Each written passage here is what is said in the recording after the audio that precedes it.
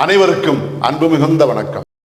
செல்வராமாயணம் என்னும் இலக்கண பாடல்களும் இலக்கிய சுவையும் கொண்ட புதிய ராமாயண காவியத்தை புனைய வைத்த என் இறைவன் ராமனை நன்றியுடன் வணங்கி மகிழ்கிறேன்.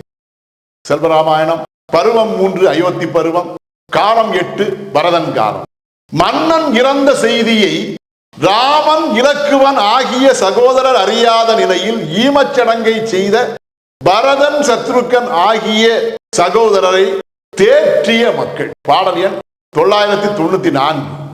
மன்னன் மைந்தரும் கலங்கி மாமழை போல் அழுததையும் அன்னவர்தம் கடமை செய்ய அகம் நடுங்கி தொழுததையும் துன்பமான செய்தி மூத்த தூயோன் அறியா நிலையும் இன்னலுடன் கண்ட மக்கள் இருவர் உளம் தேற்றினரே.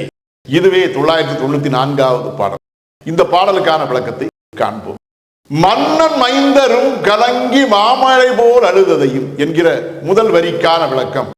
மன்னன் தயரதன் மரணமடைந்து அவனுடைய உடலும் சாம்பலாகி போன அந்த நேரத்திலே மன்னனுடைய மைந்தராகிய அந்த பரத சகோதரர் இருவரும் மனம் கலங்கி மாமழை பொழிவது போல கண்ணீர் விட்டு அழுத அந்த காட்சியையும் அன்னவர்தம் கடமை செய்ய அகம் நடுங்கி தொழுததையும், அந்த இரண்டு சகோதரரும் தம்முடைய கடமையாகிய தந்தைக்கு செய்ய வேண்டிய அந்த ஈமச்சடங்கை சிறப்பாக செய்வதற்காக தம்முடைய அகமும் நடுங்கி உள்ளமும் நடுங்கி இறைவனையும் தம்முடைய தந்தையையும் அவர்கள் தொழுத அந்த காட்சியையும் துன்பமான செய்தி மூத்த தூயோன் அறியா நிலையும், அங்கே நிலவிய அந்த துன்பச் சூழலானது மன்னன் மரணமடைந்ததும் அவனுக்கு ஈமச்சடங்கு என்கிற அந்த இறுதி சடங்கு நடந்ததும் மூத்த சகோதரனாகிய ராமனுக்கும் அவனுடனே வனத்துக்கு சென்றிருந்த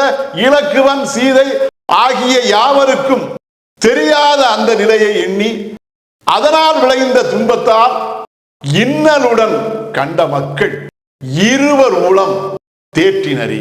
பெரும் துன்பம் கொண்ட நெஞ்சமுடன் அங்கிருந்தே பார்த்த வண்ணம் இருந்த மக்கள் அனைவரும் பரத சகோதரர் இருவருடைய உள்ளத்தையும் தேற்றினர். தந்தையுடைய மரணத்தால் விளைந்த அந்த துன்பத்திலிருந்து அவர்கள் விடுபட வேண்டும் என்ற எண்ணத்துடன் அந்த இரண்டு சகோதரரையும் அந்த மக்கள் யாவரும் தேற்றினர். இதுவே 994வது பாடலுக்கான விளக்கம்.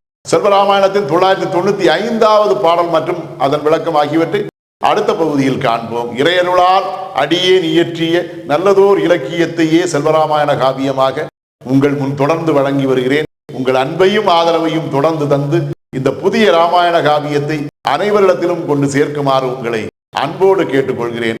அனைவருக்கும் நன்றி, வணக்கம்.